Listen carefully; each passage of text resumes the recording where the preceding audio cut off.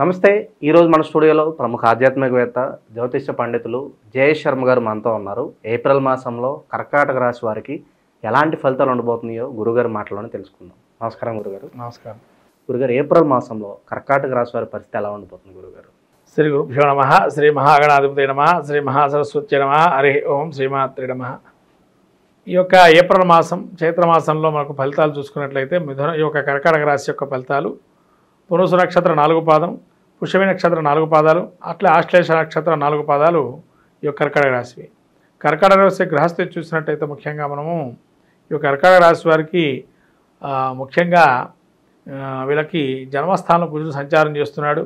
అలానే వీరికి కేతు తృతీయ స్థానంలో ఉన్నారు. వీరికి అష్టమ స్థానంలో భాగ్యస్థానంలో శని, రాహు, శుక్రుడు, బుధుడు, రవి కలుస్తున్నారు. రవి వీళ్ళకి 10వ స్థానంలో సంచరిస్తున్నారు. 13వ తారీఖు నుంచి 14వ తారీఖు నుంచి గురువు ఏకాదశంలో ఉన్నారు. కర్కాటక వారికి చేయు వ్యాపార వ్యవహారాదులు అన్నీ కూడా జయం చేకూరే అవకాశం ఉంటుంది. ఆర్థికంగా లాభదాయకంగా ఉంది. కుజుడు జన్మంలో ఉన్నా కూడా మిగతా గ్రహాలు ప్రతికూలంగా ఉన్న అన్ని గ్రహాలు అనుకూలంగా ఉన్నాయి. ఒక్క గ్రహం 1, 2 తప్ప. కాబట్టి వీళ్ళకి అద్భుతమైన కాలంగా గోచరిస్తుంది. వ్యవహారాలు ఏది మొదలుపెట్టినా జయం చేకూరే అవకాశం ఉంటుంది. ముఖ్యంగా సంతానవంతులు ఎవరైతే ఉన్నారో సంతానవంతులు నిస్సంతానంగా ఉన్నవాళ్ళు సంతానం కలిగే యోగదాయకంగా ఉంది. అలానే సంతానానికి ముందుకు వెళ్ళొచ్చు. అలానే వివాహ సంబంధాలు చూసేటువంటి వారికి అనుకూలంగా ఉంది. అలానే విదేశీ ప్రయత్నం చేసేటువంటి వారికి కూడా కొంత అనుకూలంగా చెప్పవచ్చును ఇప్పుడున్న కాలం. అలానే మళ్ళీ కూడా వీరికి ఏదైనా కూడా జన్మంలో కొంత కుజుడు సంచారం చేసి అనారోగ్యం అనేది కొద్దిగా కించిత్ ఉంటుంది. అంటే ముఖ్యంగా తలనొప్పులు కానీ, శరీర సగభాగం నొప్పిగా ఉండడం కానీ, అలానే భుజాలకు సంబంధించి కానీ, రక్త సంబంధించి కానీ అలా ఇబ్బందులు కలిగే అవకాశం ఉంటుంది. కానీ సాహసో ధైర్య లక్ష్మి అంటారు కాబట్టి సాహసంతో అన్ని కార్యక్రమాలు నెరవేరుస్తారు. ఏది కాదు అని అనరు, మొదలుపెట్టడమే వంతుగా మొదలు పెడతారు. కాబట్టి అన్నింటా జయంగా ఉంటుంది. అట్లానే వీళ్ళకి సహకరించేటువంటి వారు కూడా వీళ్ళకి సహకరిద్దామనే ఆలోచనతో ముందరకు వస్తారు. ప్రతి విషయంలోనూ వీళ్ళకి అందరి అభిమానాలు ఎక్కువగా ఉంటాయి. అట్లానే ఈ యొక్క శని కూడా వీళ్ళకి అనుకూలంగా ఉన్నాడు. భాగ్యంలో శని సంచారం చేస్తున్నాడు. పితృ సంబంధించిన వ్యవహారాలు ఏవైతే ఉంటాయో తండ్రికి సంబంధించిన వ్యవహారాలు జయంగా చేకూరే అవకాశం ఉంది. అట్లనే వీరికి ఈ యొక్క రవి ఎప్పుడైతే దశమంలో ఉన్నాడో వీళ్ళని గుర్తించడము, వీళ్ళకి నాయకత్వ లక్షణాలు కొద్దిగా ఎక్కువగా ఆ సమయంలో ఉండటం వల్ల వీళ్ళకి ఒకళ్ళకి నాయకులుగా ఉండడం ఎన్నుకోవటం, అలానే వీళ్ళని వీళ్ళ మాటల్ని బాగా పట్టించుకొని ముందరకు వెళ్ళటం, మధ్యవర్తిత్వానికి కూడా వీళ్ళ యొక్క పాత్రను తీసుకోవటం, అలానే వీళ్ళ యొక్క ఉన్నతిని కాపాడుకునే అవకాశం, ఎక్కడెళ్ళినా కూడా సభలో గౌరవించే అవకాశము, వీళ్ళ ఉన్నతిని కూడా పెంచుకునే ప్రయత్నం చేస్తారు. ఎక్కడికి వెళ్ళినా కూడా వీళ్ళకి ఎక్కడ వెళ్ళినా గౌరవం మరియు ఎటువంటి లోటు ఉండదు. అన్ని రకాల గౌరవాలు అందుకుంటారు. ఎక్కడ కూడా భోజనానికి సంబంధించి కూడా ఎటువంటి లోటు ఉండదు. ఎక్కడికి వెళ్ళినా కూర్చోబెట్టి భోజనం కానీ అక్కడ మర్యాదలు కానీ అద్భుతంగా ఉంటాయి. అలానే వీరికి ఎక్కడ చూసినా కూడా విద్యార్థులకు కూడా యోగదాయకంగా ఉంది. పాస్ కూడా కష్టమన్న వారు కూడా పాస్ అయ్యే పరిస్థితిలో ఉంటారు. అలానే విదేశీ ప్రయత్నం చేసేటువంటి వారికి యోగదాయకంగా ఉంది. వివాహవంతులు కూడా యోగదాయకంగా ఉంది. సంతానవంతులు కూడా ముఖ్యంగా సంతానవంతులు యోగదాయకంగా చెప్పవచ్చు. అంటే సంతానం ఇప్పటివరకు ఎవరైతే లేదు అనుకుంటున్నారో వాళ్ళ సంతానం కోసం ఇప్పటి నుంచి ప్రయత్నం మొదలు పెడితే ఖచ్చితంగా సంతానం కలిగే అవకాశం ఎక్కువగా ఉంది. ఈ విధంగా కర్కాటక రాశి వారికి అన్నింటా జయంగా గోచరిస్తుంది చైత్రమాసం. వీళ్ళకి ఈ అన్ని రకాలు కూడా యోగదాయకమైనటువంటి పీరియడ్గా ఈ నెలంతా కూడా గోచరిస్తుంది. కాబట్టి అన్ని విషయాలు కూడా చాలా బాగున్నాయి, అద్భుతంగా ఉన్నాయి. గురుగారు, అలాగే ఈ కోర్టు వ్యవహారాలు కావచ్చు, పోలీస్ స్టేషన్ చుట్టూ తిరుగుతూ ఉంటారు చాలామంది. మరి అటువంటి వారికి ఏమన్నా మంచి ఫలితాలు ఉండబోతుంది? కోర్టు వ్యవహారాలు కూడా అనుకూలంగా ఉంటాయి నాన్న. ఎందుకంటే జన్మంలో కుజుడున్నాడు. వీళ్ళు ఎంత అవినీతి అక్రమాలు చేసినా లేదా న్యాయంగా ధర్మంగా మాట్లాడినా వీళ్ళకి ఆ మాట ధోరణి ఏదైతే సాహసంగా మాట్లాడతారో అది చూస్తారు జనాలు. అది వీళ్ళకి కావాల్సింది. వాళ్ళు ఏం చేశారన్నది ఇక్కడ సంబంధం కాదు. వీళ్ళు మాట్లాడేది గట్టిగా ఎక్కడైతే మాట్లాడతారో దాన్ని చూడంగానే వీళ్ళు కరెక్ట్ అనే ఆలోచనతో అందులో కూడా జయాలు జరిగే అవకాశం ఉంటుంది. అంటే కోర్టు వ్యవహారాలు కూడా జయాలు వచ్చే అవకాశం ఉంటాయి. నిరుద్యోగుల పరిస్థితి ఏంటంటారు గురువుగారు?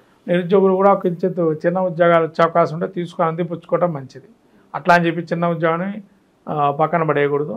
చిన్న ఉద్యోగం వచ్చా చేసుకోవటం అనేది వాళ్ళకి మంచిది రాబోయే కాలంలో. ఇక సినీ రాజకీయ ప్రముఖులకి అవకాశాల పరంగా ఎలా ఉండబోతుంది గురుగారు? వీళ్ళని కొద్దిగా ట్రెండింగ్ చేసే అవకాశం ఉంటుంది. అంటే ఎట్లా అంటే కొంతమందిని అవినీతి అనుకోవడమో లేదా అక్రమ సంబంధం అనుకోవడం లేదా అవినీతికి పాల్పడ్డారని నేరారోపణ చేయటమనో అక్కడ ఏముండదు. ఇప్పుడు కొంతమంది ఫ్రాంక్ వీడియోస్ చేస్తూ ఉంటారు. అలా కొంత ఫ్రాంక్ వీడియోస్ చేసో మీడియా రంగం ఉన్నటువంటి వారు కానీ అలా ఏంటంటే ఉన్నది లేనట్టు లేదని ఉన్నట్టుగా చూపించడంతో వీళ్ళు పైకి వచ్చే అవకాశం ఉంటుంది.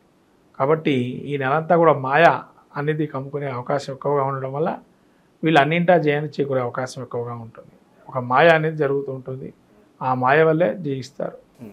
ఇక ఇంకా మెరుగైన ఫలితాలు పొందడానికి గురువుగారు ఏదైనా మంచి రెమెడీస్ ఉంటే తెలియజేయండి వీళ్ళ కోసం. వీళ్ళకి ఇంకా మంచి రెమెడీస్ అంటే నేను నిలబెట్టుకోవాలా అనేది అంటే విష్ణు సహస్రనామ పారాయణం చేయటం వల్ల శాంతితో పాటు స్థితిని కూడా పెంచుకునే ప్రయత్నం చేస్తారు. విష్ణు సహస్రనామం చాలా మంచి దోహదం చేస్తుంది. విష్ణు సహస్రనామం చేయటం, అలానే విష్ణుమూర్తి గుడికెళ్ళి సందర్శించుకోవటం, రాబోయే రామ కళ్యాణంలో పార్టిసిపేషన్ చేయటం లాంటివి చేస్తే మంచి ఫలితాలు వస్తాయి.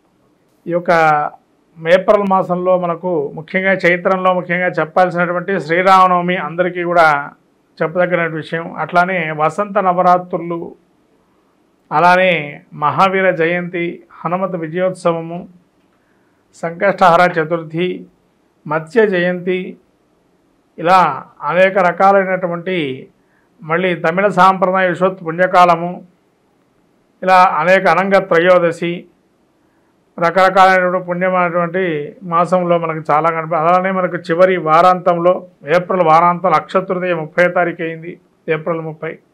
ఇలా ఈ యొక్క మాసం చైత్రమాసం ముఖ్యంగా మనం చూసుకున్నట్టయితే మనకు ముఖ్యంగా ఈ యొక్క మాసంలో ప్రథమంగా ఆచరించేటువంటిది వసంత నవరాత్రులు, అట్లనే శ్రీరామనవమి. ప్రతి ఇంట ప్రతి అస్మిన్ దేశే అస్మిన్ రాష్ట్రే అస్మిన్ పట్టణే అని చెప్పి సంకల్పం చెప్పి శ్రీరామం మీద సస్యశ్యామలం చేస్తూ సకలమైనటువంటి ధనధాన్య సంపత్తులు కలగాలని, లోకమంతా సుభిక్షంగా ఉండని, క్షామమంతా కూడా పోయి రాజ్యం కూడా రామరాజ్యంగా వేళాలని మనం కోరుకుంటూ కళ్యాణోత్సవం చేసుకుంటాం. అలానే హనుమత విజయోత్సవం, రాముల వారు ఎప్పుడైతే అయోధ్యకి ఏతించాలనుకున్నారో ఆ రావణాసుర సంహారం తర్వాత ఆ యొక్క అయోధ్యకు చేరుకున్న సమయంలో హనుమత విజయోత్సవం ఒక సభ చేసి సభలో జరిగిన సంఘటన ద్వారా విజయోత్సవాన్ని అప్పుడు రాముల వారు ప్రకటించడంతో హనుమత విజయోత్సవంగా చేపట్టి విజయయాత్రగా చేపట్టి అటువంటి మహత్తరమైనటువంటి రోజు చైత్ర పౌర్ణిమ అంటారు. అలా చిత్ర పౌర్ణిమ అని కూడా ఈ రకమైనటువంటి శుభకార్యాలని కూడా చైత్ర మాసం నుంచి మనం ప్రారంభం చేస్తుంటాం ఇవాళ శుభ కార్యక్రమాలు.